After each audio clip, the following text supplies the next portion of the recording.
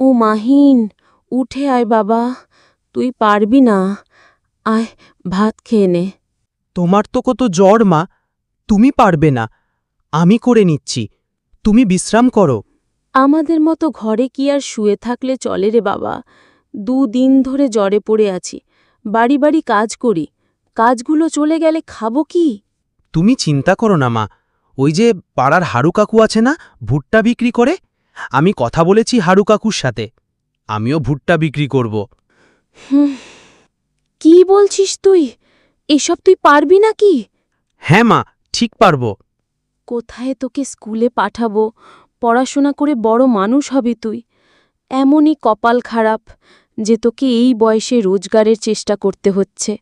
বাবা কবে আসবে মা? কি জানি রে, কয়েক মাস যাবৎ তো টাকাও পাঠাচ্ছে না। এইদিকে শরীর খারাপের জন্য কাজের বাড়ি থেকেও ছুটি করে বসে আছি। কাজগুলো থাকলে হয়, এখন যে কি করে চলবে আমাদের? তুমি চিন্তা করো না মা, আমি আজ থেকে কাজ করব, দেখবে আমাদের ঠিক চলে যাবে।